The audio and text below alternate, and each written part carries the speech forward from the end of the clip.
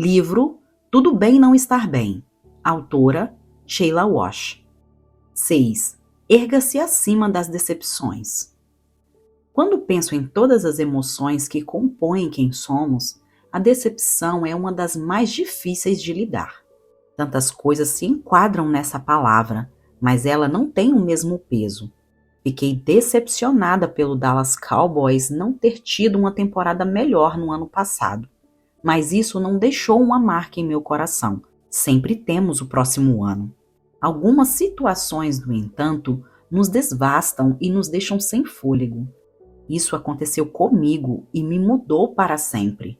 Quando estava no 3º mês de gravidez do Christian, a médica me disse que havia algo seriamente errado com ele. A frase que ela usou foi incompatível com a vida. Como eu já estava com 40 anos à época do nascimento, ela havia recomendado uns testes além dos normais. Assim que teve todos os resultados em sua mesa, ela nos chamou e nos deu aquele diagnóstico impensável. A doutora recomendou que interrompêssemos a gravidez imediatamente. Eu disse não, não e não. Então ela disse: vamos ver quanto tempo você consegue mantê-lo. As semanas e os meses seguintes foram uma montanha-russa de emoções, mas as mais constantemente presentes eram mágoas e decepções profundas. Eu estava confusa, porque Deus permitiu que eu engravidasse só para esse menino morrer na mesa de parto. Na minha Bíblia, eu havia sublinhado este versículo quando descobri que ia ter um bebê. Os leãozinhos sofrem necessidade e passam fome, porém aos que buscam o Senhor, bem nenhum lhes faltará. Salmos 34:10. Agora esse bem seria tirado. Por quê? Lembro-me de dirigir até a praia onde morávamos antes, no sul da Califórnia, e conversar com o meu bebê. Eu disse: não sei se você ouviu aquilo tudo, mas só quero que saiba que eu vou lutar por você. Eu vou lutar para que você tenha cada fôlego que Deus ordenou que você tenha. Eu chorei e orei e barganhei com Deus. Enfrentar a decepção de perder o único filho que eu provavelmente seria capaz de ter abalou até o âmago da minha fé. É tão fácil citar versículos quando o sol está brilhando, mas quando o dia escureceu como a noite, isso me silenciou. Eu tive que lutar com o mesmo versículo que havia escolhido sublinhar. Aos que buscam o Senhor, bem nenhum lhes faltará. Pensei em amigos que perderam filhos, que tiveram um casamento desmoronado, a saúde física dizimada. Esse versículo tinha de significar mais do que eu queria que significasse. O que ainda está de pé quando tudo mais se vai? Eu encontrei a resposta de joelhos e entre lágrimas. Cristo, meu Salvador, Deus, meu Pai, o Espírito Santo, meu Consolador. O bem que queria talvez eu não conseguisse.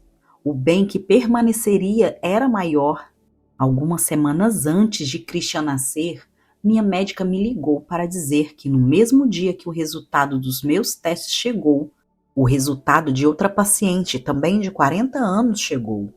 O meu resultado fora acidentalmente colocado no prontuário dela e o dela fora colocado no meu. Nunca houve nada de errado com o Christian. Antes de eu poder começar a comemorar, subitamente percebi que outra mulher recebia uma ligação muito peculiar. Eu caí de joelhos e orei por ela. Quem seria ela? Será que ela conhecia a Cristo? Como ela suportaria essa notícia? A minha médica não podia me dizer o nome da paciente, mas o Senhor a conhecia e eu a levei todos os dias diante dele. Perder a Christian não seria parte da minha história, mas em todo lugar que eu vou, eu encontro aqueles que enfrentaram uma perda tremenda. É tentador oferecer versículos rápidos e fáceis para os que estão em dor, mas caminhar pela possibilidade de perder meu filho me mudou.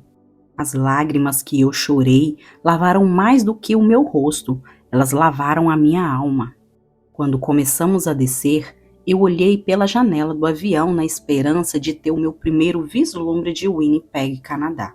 De acordo com o anúncio do piloto, estávamos quase em solo, o que era difícil de crer. Tudo o que eu conseguia ver era uma espessa camada de nuvens brancas. Enquanto eu fitava os meus olhos com mais atenção, Entretanto, percebi que não estava olhando para as nuvens. O que eu vi era neve. Estava tudo tapado com um grosso cobertor de neve, como se Winnipeg tivesse se enfiado embaixo das cobertas para dormir.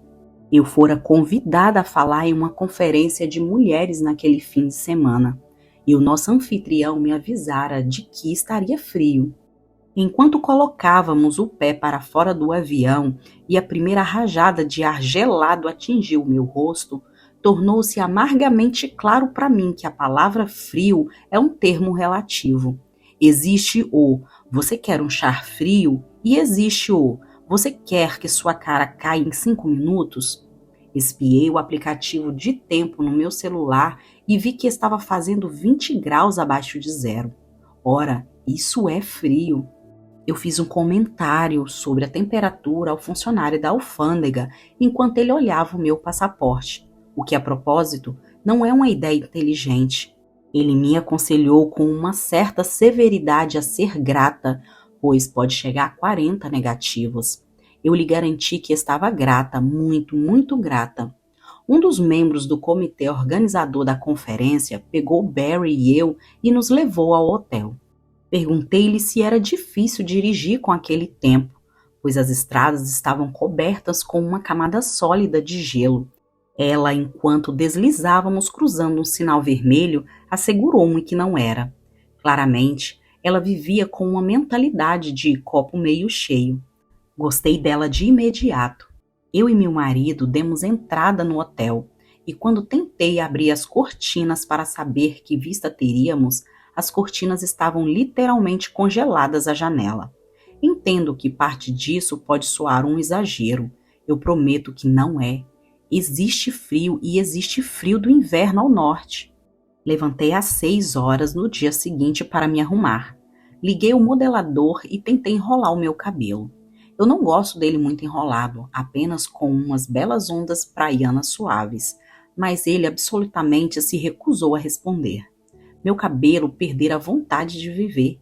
Coloquei minha calça de couro e uma camisa de manga longa de seda branca. A camisa de imediato grudou à minha pele, como se estivesse tendo um ataque de pânico. Tirei-a e só por curiosidade joguei-a na parede. Ela grudou. Nunca havia me deparado com aquele nível de eletricidade estática ou de ar completamente seco antes. 4 horas rumo ao norte em um avião e eu aterrissei em outro planeta. Borrifei a camisa com água e vesti-a novamente. Coloquei uma jaqueta, depois um casaco, cachecol e luvas e saí para a lúgubre manhã de inverno. Enquanto dirigíamos até o teatro, olhei para a agenda do dia. Estava lotada. Eles aparentemente haviam adicionado umas coisinhas extra ao programa. As mulheres estavam vindo de todo o Canadá, então eles queriam fazer valer a pena. Eu falaria agora 4 vezes, depois teria uma sessão de perguntas e respostas, um apelo e, por fim, conduziria as mulheres em um culto de comunhão. Foi minha primeira vez em Winnipeg, mas espero que não seja a última. Eu me apaixonei pelas mulheres que foram. Elas eram calorosas, relativamente falando, e estavam ansiosas para se abrir e aprender, com a Bíblia, caderno e canetas a postos. O teatro estava com a sua capacidade lotada, o que parecia ser a maneira perfeita de manter o calor corporal, uma comunhão próxima do tipo sobrevivência. Falei 2 vezes na sessão da manhã, e depois paramos para o almoço. Eu nunca antes havia comido um sanduíche com alface congelada. Isso dá ao termo iceberg um significado totalmente novo. Então decidi deixá-lo descongelar um pouco e conhecer alguma das mulheres individualmente. Eu sempre me surpreendo com a força daqueles que passam por tempos devastadores e ainda assim confio em Deus mesmo quando a vida não faz sentido. Uma mulher sacou o celular para me mostrar uma foto do filho. Protegerei alguns detalhes para honrar a privacidade dela, mas enquanto olhava nos olhos dela para comentar como ele era bonito, vi um oceano de tristeza. Ela enfrentara o impensável na vida de qualquer mãe, ter de enterrar o filho. Pensar nisso me tirou o fôlego. Eu não tinha palavras. Tudo o que eu pude fazer foi abraçá-la e chorar com ela. Ela viera à conferência sozinha, cujo título era Em meio ao caos, encontrei a força para esta bela e despedaçada vida. Imagino que a única palavra que fez sentido para ela foi despedaçada. A vida não era bela. Ela nem queria força. Ela estava despedaçada. Aquela nunca foi a vida que ela imaginou. Eu estava com medo de falar algumas palavras para ela. O que poderia dizer para tocar a profundidade da sua dor? No que pareceu um momento sagrado, ela me abraçou e, por meio de lágrimas amargas, disse: Obrigado. Eu não faço ideia do que Deus lhe deu naquele dia. Eu havia lido essa passagem de Hebreus. Portanto, também nós, uma vez que estamos rodeados por tão grande nuvem de testemunhas, livremo-nos de tudo que nos atrapalha e do pecado que nos envolve, e corramos com perseverança a corrida que nos é proposta, tendo os olhos fitos em Jesus, autor e consumador da nossa fé. Ele, pela alegria que lhe fora proposta, suportou a cruz, desprezando a vergonha, e assentou-se à direita do trono de Deus. Hebreus 12, 1, 2. Em minha humanidade, imaginei como qualquer uma dessas palavras poderia ir ao encontro dela no labirinto de sua dor. Fui lembrada mais uma vez de que a palavra de Deus é uma carta de amor viva, não apenas palavras em uma página. Ela está viva. O Espírito Santo tomou a verdade e verteu bálsamo em seu coração despedaçado. É um mistério para mim. Sempre antes de falar, eu me ponho de joelho e peço a Deus que faça o que só Ele pode fazer. Quando olho para uma sala de rostos sorridentes, eu não tenho ideia do que se passa lá no fundo, mas o Senhor sabe, e pelo poder do Espírito Santo, milagres acontecem. Nesses momentos profundos, sempre sou lembrada da história de Cristo alimentando 5.000 pessoas em uma colina. O relato está em todos os evangelhos, mas Marcos dá um detalhe que os outros deixam passar. Entender este simples detalhe, a pergunta que Cristo faz aos amigos, mudou completamente minha expectativa sobre o ministério. Quando Jesus saiu do barco e viu uma grande multidão, teve compaixão deles, porque eram como ovelhas sem pastor. Então começou a ensinar-lhes muitas coisas. Já era tarde, e por isso os seus discípulos aproximaram-se dele e disseram: Este é um lugar deserto e já é tarde. Manda embora o povo para que possam ir aos campos e povoados vizinhos comprar algo para comer. Ele, porém, respondeu: Dei-lhe vocês algo para comer. Eles lhe disseram: Isto exigiria 200 denários. Devemos gastar tanto dinheiro em pão e dar-lhes de comer? Perguntou ele: Quantos pães vocês têm? Verifiquem. Quando ficaram sabendo, disseram: 5 pães e 2 peixes. Marcos 6, 34, 38. Nos tempos bíblicos, somente os homens eram contados em uma multidão. Então, se havia 5.000 homens, deveria haver, com as mulheres e crianças, pelo menos 9 ou 10.000 pessoas. Isso dá uma multidão para encher uma arena. Você acha que uma multidão daquele tamanho, a única comida disponível era o almoço de um menino? Eu acho que não. Se havia mulheres na colina aquele dia, havia lanches. As mulheres estão sempre preparadas com alguma coisa para o caso de os filhos ficarem com fome e começarem a fazer escândalo. Imagino que ninguém mais tenha oferecido a própria comida, porque achava que não seria o suficiente ou não queria compartilhar. O único a dar o que tinha foi o garotinho com 5 pães de cevada e 2 peixinhos. Ele deu o que claramente não era o suficiente, e então Jesus fez o que só ele podia fazer. Jesus, tomando os 5 pães e os 2 peixes, e olhando para o céu, deu graças e partiu os pães. Em seguida, entregou-os aos seus discípulos para que os servissem ao povo. E também dividiu os 2 peixes entre todos eles. Todos comeram e ficaram satisfeitos. E os discípulos recolheram 12 cestos cheios de pedaços de pães e de peixe. Os que comeram foram 5.000 homens. Marcos 6, 41 ao 44. Foi um milagre na colina naquele dia, mas o princípio se aplica também a nós. Nós nunca teremos o suficiente para cumprir todas as demandas feitas a nós, mas tudo bem. Não se espera que tenhamos o suficiente. Espera-se que levemos o que temos, o nosso obviamente não o suficiente, a Jesus e peçamos-lhe que venha ao encontro da nossa necessidade naquela situação. Quando damos a Jesus o nosso não suficiente, ele o abençoa e o parte, e ele alimenta o seu povo. Entender esse princípio mudou algo dentro de mim. Eu nunca terei o suficiente para tocar as necessidades de todos na multidão, quer seja uma multidão de 50 pessoas ou de 10.000 pessoas. Mas isso não é pedido de mim. Jesus simplesmente me pergunta: o que você tem? Ficou claro para mim naquela tarde em Winnipeg, Canadá, que uma vez mais que eu era como um garotinho na colina que assistiu a um milagre. Esse não era o tipo de milagre que daria um bom filme ou o tipo pelo qual muitas vezes desejamos. Nessas histórias, todos são alimentados, todos são curados e todos os casamentos são restaurados. O que eu vi naquele dia foi a presença de Cristo aparecendo em meio a uma decepção devastadora e segurando alguém que mal conseguia se aguentar em pé. Assim como eu levei à mesa o pouco que eu tinha, o mesmo fez aquela corajosa mãe. Ela se levantou naquela manhã, lavou o rosto, vestiu-se e sozinha foi se juntar a uma multidão de irmãs, confiando que Cristo lhe viria ao encontro naquele pouco que ela fora capaz de levar, e ele o fez. O simples ato daquela mulher de se levantar e decidir ir até lá foi um ato de adoração. Eu amo esse detalhe que João inclui ao contar a mesma história. Em seguida, Jesus pegou os pães, deu graças a Deus e o repartiu com todos. João 6,11. Jesus agradeceu ao Pai por aquele não suficiente que foi dado por um garotinho.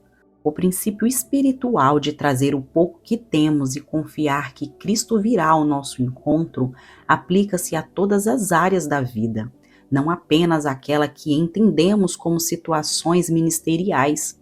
Eu vejo tudo da vida como um ministério, 24 horas por dia, 7 dias por semana. Para mim, tornou-se um hábito diário reconhecer cada manhã que eu não tenho o suficiente para os desafios que aquele dia me reserva e pedir a Cristo que me encontre neles. Quando você e eu fazemos isso, Cristo dá graças. Em nossa humanidade, estamos curvando os joelhos a nosso Senhor e Salvador e reconhecendo que Ele é Deus e nós não somos. Oferecer em fé o pouco que temos é um presente para Jesus. Acho significativo que, após a multidão ter comido quanto quis, sobraram 12 cestos, um para cada discípulo. Esses não eram como as pequenas cestas delicadas nas quais colocamos os pães à mesa. Eles eram cestos grandes nos quais os soldados romanos guardavam as espadas. É como se Jesus estivesse dizendo aos seus amigos mais íntimos: vocês pegaram agora? Entenderam? Vocês nunca terão o bastante, mas esse não é o ponto. Em mim há mais do que o bastante. Há tantas situações em que precisamos dar graças de um milagre cotidiano. Você tem sofrido como mãe? Talvez você tenha 3 filhos que precisam estar na mesma hora, cada um em um lugar diferente, e isso é esgotante. Muitos dias você se sente frustrada, alguns dias você se sente um fracasso. Você sofre no trabalho? Seu chefe tem expectativas excessivamente altas que você não consegue cumprir e assim você se sente constantemente estressado e ansioso? Esse tipo de depressão é paralisante. Em vez de incentivar o melhor que existe em você, a mensagem é que não importa o que você faça, nunca será o suficiente. É difícil atingir esse padrão. Você está lutando com a sua saúde? Você pensa nos dias em que a vida era diferente e conseguia fazer muito mais? Agora você se sente que tem pouco a oferecer. Seja o que for que você esteja enfrentando agora, Cristo lhe convida a trazer quem você é e o que você tem ou não tem a Ele em honestidade e humildade e esperar com Ele ali. Senhor, eu não tenho energia suficiente, não tenho tempo suficiente, não tenho dinheiro suficiente. Eu não tenho paciência o suficiente, eu não sou o suficiente. Enquanto esperamos diante dele, o convite vem. Vem a mim todos os que estão cansados e sobrecarregados, e eu lhes darei descanso. Tome sobre mim o meu jugo e aprendam de mim, pois sou manso e humilde de coração, e vocês encontrarão descanso para as suas almas, pois o meu jugo é suave e o meu fardo é leve. Mateus 11, 28 ao 30. O jugo é algo colocado sobre os ombros de dois bois. Eles carregam o peso juntos. O convite de Cristo para nós é maior. Ele andará ao nosso lado e carregará o peso. Eu costumava questionar Deus quando conhecia alguém com tanta dor, como aquela mãe que enterrara recentemente o filho. Como Deus pode permitir que essas coisas acontecem? Eu tinha dificuldades porque usava meu entendimento humano para tentar compreender os planos e caminhos divinos. Nunca saberei o suficiente sobre ele deste lado da eternidade, a ponto de deixar tudo claro como cristal. Então eu não questiono mais. Em vez disso, eu oro por essas pessoas, muitas vezes com lágrima rolando pelo rosto, e eu adoro a Deus naquela posição sagrada de não entender.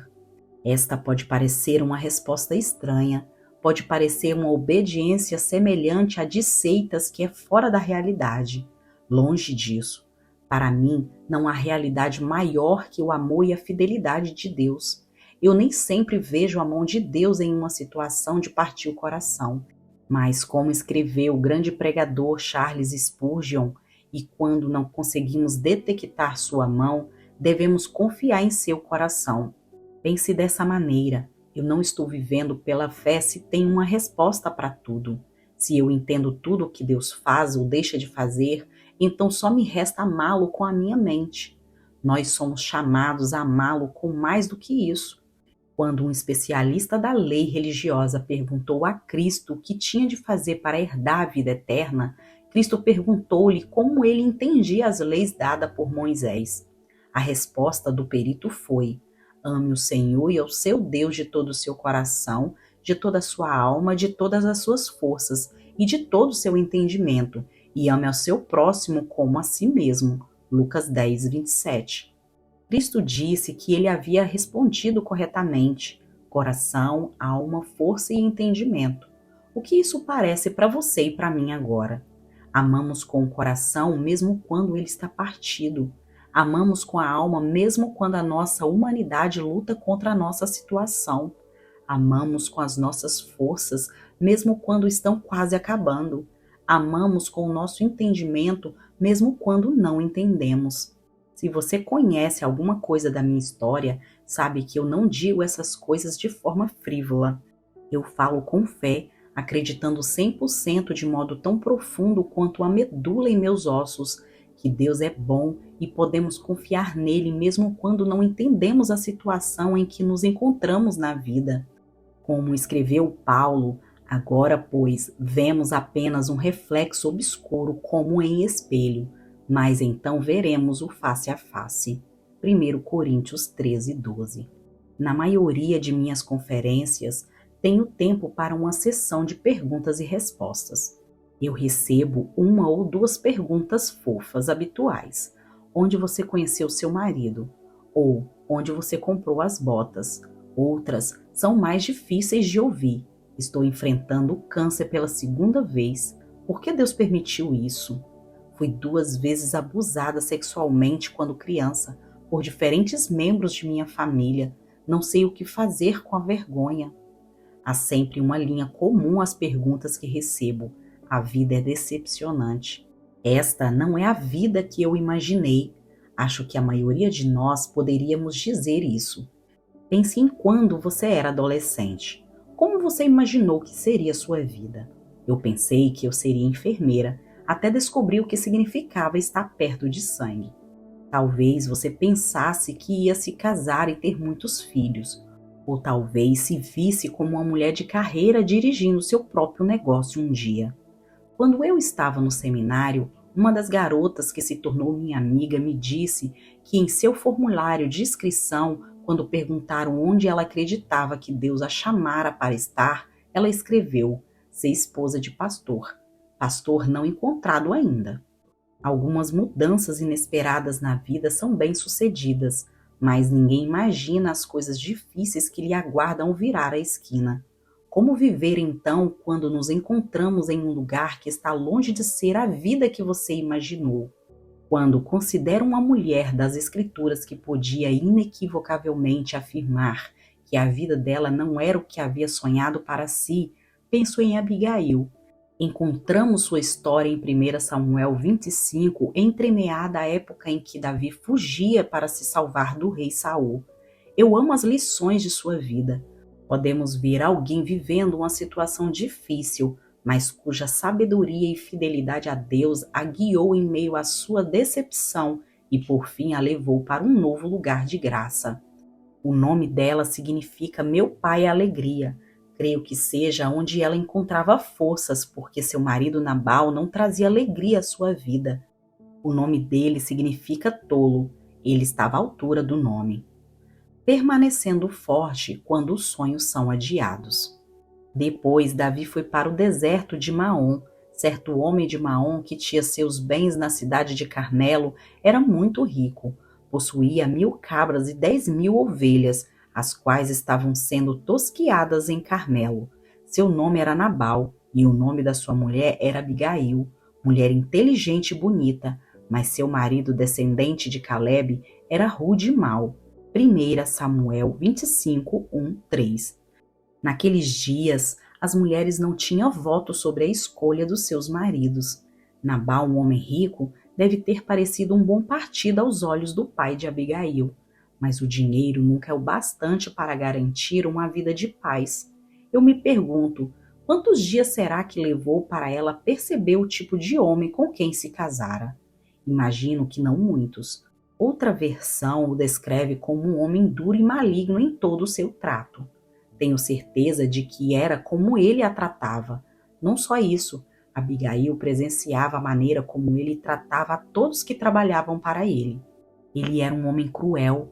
É difícil ver o lado podre de alguém que você em algum momento pensou amar. Nabal bebia muito, com frequência ficava bêbado e nesse estado se tornava ainda mais repugnante. Mesmo em nossos dias, quando podemos escolher com quem vamos passar o resto da nossa vida, nosso verdadeiro eu geralmente não emerge até que tenhamos o aro de ouro no dedo. Podemos esconder nossas feridas quando estamos namorando, mas com a chegada das provas cotidianas, elas começam a mostrar as feias caras. Não acho que Barry, quando nos casamos, entendesse o que significava viver com alguém com um diagnóstico de depressão clínica. Não apenas isso, eu não sabia como permitir que alguém entrasse naquele lugarzinho que eu guardara com tanto cuidado. Barry tinha seus problemas também, e levou anos para aprendermos a confiar um no outro e a confiar em Deus. Algumas vezes procuramos a ajuda de um bom conselheiro e encontramos um caminho para conseguirmos nos conhecer e amar um ao outro. Nenhum casamento é fácil, todos demandam muito trabalho, mas quando somente uma parte vê um problema ou está disposto a trabalhar nele, fica difícil seguir em frente. Estou pensando em vocês que estão em um casamento difícil agora. Meu coração sofre por vocês. Quando estamos num altar ou diante de um juiz de paz, a estrada à frente parece clara e ensolarada. Quando as nuvens de tempestades começam a se formar e o céu fica tão escuro quanto a noite, é difícil se lembrar daquele casal feliz que fez os votos diante de Deus e da família. Na maioria das vezes, a tempestade passará. Se o casal aprender com ela, estará mais preparado para enfrentar a próxima. Mas às vezes a tempestade é mais como um tornado, destruindo tudo em seu caminho, mudando a paisagem de sua vida, e o seu casamento chega ao fim. Se essa é sua história, eu me compadeço de você. Quer você fosse a parte que queria o divórcio, quer não.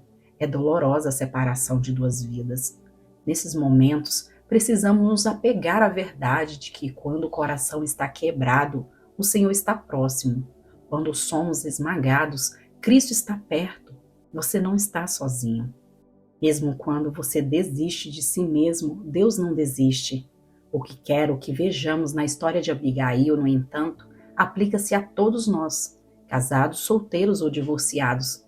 Ela era uma mulher vivendo em uma situação desesperadamente decepcionante, mas fica claro que ela não permitiu que isso mudasse quem ela era.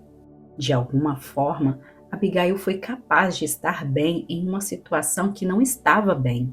Mas houve um dia de mudança de vida, quando tudo chegou a um ponto crítico e ela era a única esperança entre dois homens. De um lado, um homem tolo e arrogante, e de outro, um homem poderoso e irado. Davi estava fugindo do rei Saul. O rei perdera a capacidade de ouvir a voz de Deus, e a sua inveja pela popularidade de Davi levou-o ao limite da sanidade. Leia mais dessa história em 1 Samuel 15:19. A única coisa na mente do rei Saul era matar Davi, não era servir o povo. Assim, Davi fugiu do palácio. Ele e 600 homens se refugiaram no deserto de Maom, perto de onde Abigail e Nabal moravam. Desde que haviam se instalado lá, todos os rebanhos de Nabal foram mantidos a salvo dos ladrões que lhe roubavam. Seus rebanhos agora estavam prosperando e suas riquezas aumentando. Então Davi enviou uma mensagem a Nabal. No deserto, Davi ficou sabendo que Nabal estava tosqueando as ovelhas. Por isso, enviou 10 rapazes dizendo-lhe: levem minha mensagem a Nabal em Carmelo e cumprimente-no em meu nome. Diga-lhe longa vida para o Senhor, muita paz para o Senhor e a sua família, e muita prosperidade para tudo o que é seu.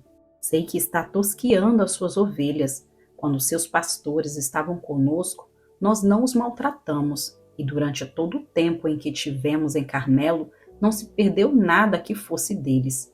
Pergunte a eles, e eles lhe dirão.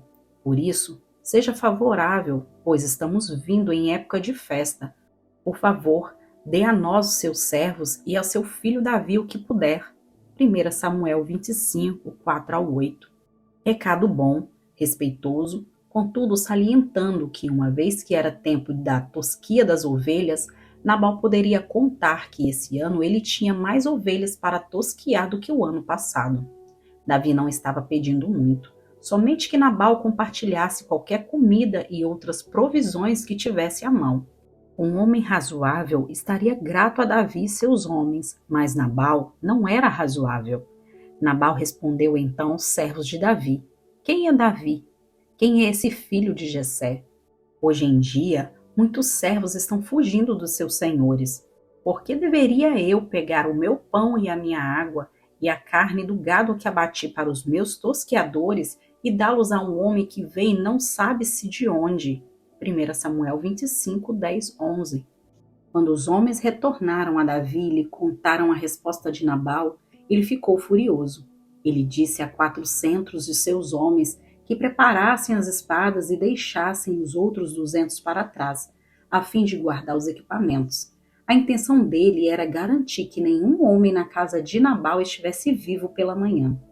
A próxima parte dessa história é fascinante e nos diz muito sobre Abigail. Um dos servos que ouviu a Nabal gritar insulto aos homens de Davi sabia que tinha que fazer alguma coisa, mas ele não falou com Nabal, foi falar com Abigail. Isso me diz muitíssimo. Claramente as pessoas ao redor de Abigail a observavam. Não era preciso ser um cientista da NASA para saber que a vida dela era difícil. Os servos deviam ouvir como Nabal falava com ela, como ele a tratava. Mais significativo do que isso, eles viam quem ela era apesar do modo como ele a tratava. Embora estivesse vivendo uma vida que claramente não era a vida que mulher alguma teria escolhido, ela era gentil e forte. A crueldade dele não mudou o caráter dela.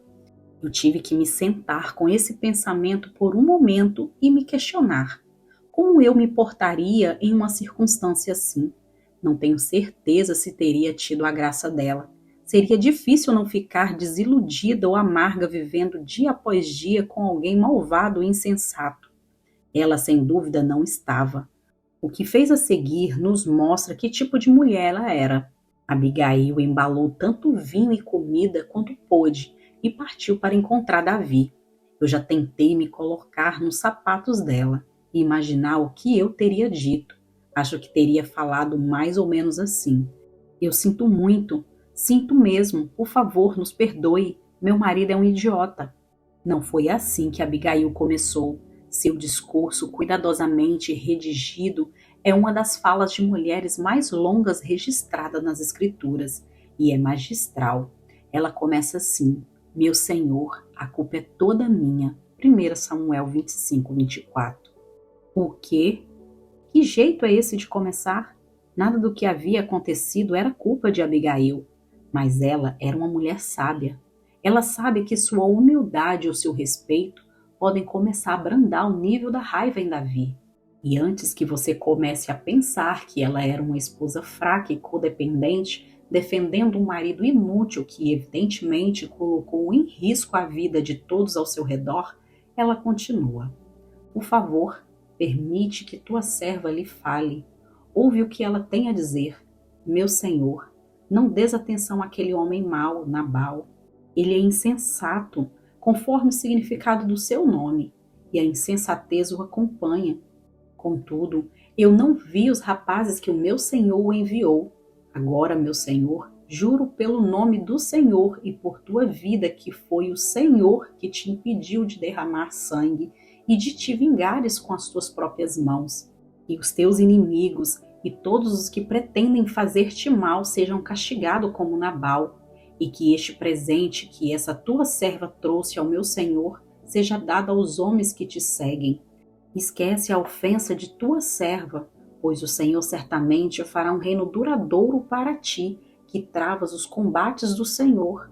E em toda a tua vida nenhuma culpa se ache em ti, pois que alguém te persiga para tirar-te a vida do teu Senhor estará firmemente segura com um dos que são protegidos pelo Senhor, teu Deus.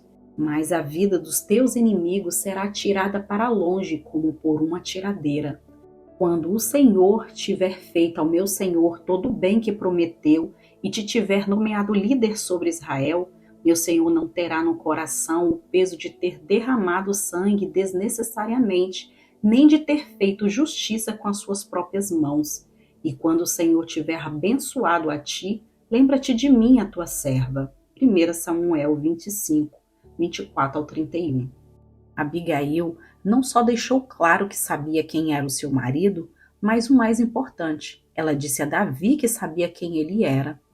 Ela o fez lembrar que ele foi chamado para lutar as batalhas do Senhor, não aquelas provocadas por um homem tolo. Um tolo pode trazer o pior em nós e nos fazer esquecer quem somos. Quando reagimos impulsivamente, muitas vezes nos arrependemos. Abigail direcionou os olhos de Davi para Deus, e ele a abençoou por isso. Seja você abençoada pelo seu bom senso e por evitar que eu hoje derrame sangue e me vingue com minhas próprias mãos. 1 Samuel 25, 33, 33. Eu quero ser uma mulher assim, que não reage, mas é capaz de responder, que relembra aqueles ao redor quem e de quem somos. É tão fácil ser puxado para baixo pelo comportamento controlado dos outros. Podemos aplicar essa lição em tantas situações. Você trabalha com alguém que faz você revirar os olhos e orar para que Deus o transfira? Se sim, você escolherá permanecer acima e longe da loucura. Outros o observam, aguardam que você os lidere. Talvez haja alguém em sua igreja ou em seu estudo bíblico que seja mau e indelicado com todos. A tentação é reagir, tomar seu próprio pequeno grupo e devolver o cargo. Abigail nos desafia a reconhecer o que é verdade, a confrontar com a verdade quando for exigido, mas também a permanecermos quem somos em Cristo e a convocarmos os outros que estão ao nosso redor a fazer o mesmo. Quando Abigail chegou em casa naquela noite, Nabal estava bêbado. Em vez de tentar discutir com um tolo bêbado, ela esperou até a manhã seguinte. Quando contou a Nabal o que ele fizera, o coração dele fraquejou. Ele teve um ataque cardíaco ou um derrame, e 10 dias depois ele morreu. Quando ouviu que Nabal havia morrido, Davi pediu a Abigail que se casasse com ele. Uma história bastante dramática. Ela havia aguentado um monte. Você pode não ser casado com um Nabal, ou não esperar por um Davi, mas eu sei que há decepções na vida e muitos sonhos que caem no esquecimento ao lado da estrada. Mas como o trecho da Escritura no começo deste capítulo nos lembra, quando escolhemos pela fé prosseguir, perseverar em Cristo, então a perseverança produz um caráter aprovado, e o caráter produz uma confiante esperança de salvação. E essa esperança, essa garantia de que mesmo que alguns sonhos caiam no esquecimento nessa terra, nossa verdadeira esperança em Cristo não nos decepcionará. Nem todas as decepções nascem da tragédia, é claro. Muitas são simplesmente sonhos adiados ou mudanças de fases da vida. Nossas fases, nossos sonhos, nossas possibilidades. Há muito tempo eu frequentei uma igreja em que a esposa do pastor e eu nos tornamos amigas. Acho que ela me via como um patinho estranho e decidiu patear ao meu lado. À medida que ficamos próximas, ela me contou que amava o marido, mas era infeliz em sua situação atual. As outras mulheres esperavam que ela fosse como a esposa do pastor anterior. A outra era uma oradora e líder confiante que adorava sediar eventos de mulheres. Esses não eram os mesmos dons que minha amiga possuía. Ela era quieta, mas tinha um coração profundamente compassivo. Eu podia ver que ela estava sendo sufocada pelo molde que esperavam que preenchesse. Um dia, eu lhe perguntei se ela conseguisse projetar a vida que imaginava como seria. Ela disse que gostaria muito de alcançar mulheres que nunca tinham ido à igreja, aquelas que achavam que não seriam bem-vindas. Parece bom, disse eu. Vamos orar juntas para ver se esse sonho decola. Alguns anos depois, meu marido foi chamado para pastorear uma igreja no centro da cidade. E finalmente minha amiga encontrou o lugar onde sua paixão descobriu uma necessidade profunda. Às sextas e os sábados à noite, ela e um grupo de mulheres de uma nova igreja preparavam sanduíche e café quente e levavam a uma área no centro, conhecida pela prostituição. Esbarrei com ela um dia, vários meses após a sua mudança, e eu não pude acreditar em sua diferença física. Era como se o peso do mundo houvesse sido tirado de suas costas. Seus olhos se iluminavam enquanto me contava como era poder olhar nos olhos de uma mulher que sentia ter pouco valor próprio e lhe dizer que ela era amada por Deus. Perguntei à minha amiga se ela alguma vez tinha medo de andar pelas ruas à noite. Ela disse que não, porque sabia que era onde Deus havia designado que ela estivesse. Demorou muito tempo para que minha amiga pudesse finalmente usar os dons que Deus colocara nela. Quando aquele sonho foi finalmente realizado, foi ainda mais doce. Nós vimos uma mãe que sofreu uma tragédia, uma mulher casada com um tolo e uma pessoa que se sentiu pressionada a desempenhar um papel no qual não se encaixava. A questão é, como isso se relaciona com a vida agora? Você pode nunca ter enfrentado nenhuma dessas situações específicas, mas o que podemos tirar de cada uma delas para nos fortalecer, para nos ajudar a seguir em frente? O denominador comum entremeado em cada história é luta e decepção. Nós diluímos a palavra decepção em nossa cultura. Agora ficamos decepcionadas se parar de fabricar o nosso tom de batom favorito ou se um filme não corresponde à empolgação da publicidade. Essa palavra tem um peso maior. Os sinônimos de decepção são tristeza, arrependimento, desgosto ou perda. Todos nós enfrentamos coisas assim em diferentes momentos da vida. Nem todas as perdas são enormes. Algumas delas até vimos chegando, mas isso não as torna mais fáceis. Em 2015, nosso filho único saiu de casa em função da faculdade. Barry e eu o levamos de carro à cidade de College Station, no Texas, para acomodá-lo no novo apartamento que ele dividiria com um de seus melhores amigos. Estávamos tão felizes por ele. Ele fora aceito na universidade que era sua primeira escolha, Texas A&M. Ele estava pronto para começar esse novo capítulo na vida. Nós ficamos alguns dias e depois dirigimos de volta para casa. Cerca de 10 minutos de viagem, eu comecei a chorar. Eu chorei as 3 horas inteiras até chegar em casa. Eu ficava me desculpando com Barry, dizendo que ele estava bem. Eu só não conseguia parar de chorar. Estou feliz por ele, de verdade, dizia abafando os soluços. Nós, por fim, chegamos em casa sem nos afogar. Fui para a cozinha preparar o jantar e Barry disse que ia tomar banho. Quando a nossa refeição ficou pronta, fui procurá-lo. Ele não estava no chuveiro nem no nosso quarto. Encontrei-o no quarto de Christian, deitado sobre a cama, soluçando. Quando me viu, ele disse: "Eu estou feliz por ele, estou mesmo." Todos enfrentamos mudanças. Algumas delas recebemos de braços abertos e outras não aguardamos com expectativa. O que nos manterá fortes e nos ajudará a avançar é saber que Cristo está conosco e é por nós, e que a esperança que temos nele, no final das contas, não nos desapontará. Talvez você possa tirar alguns momentos hoje para pedir ao Espírito Santo que lhe mostre as áreas que são tão decepcionantes na sua vida. Algumas delas podem até ser de sua infância, mas ainda hoje lançam uma sombra. Anote quais são essas áreas e então fale ao Pai que elas doem. Ele já sabe, mas às vezes precisamos ser lembrados de que ele sabe. Como aquele garotinho na colina, ofereça a Jesus o que você tem.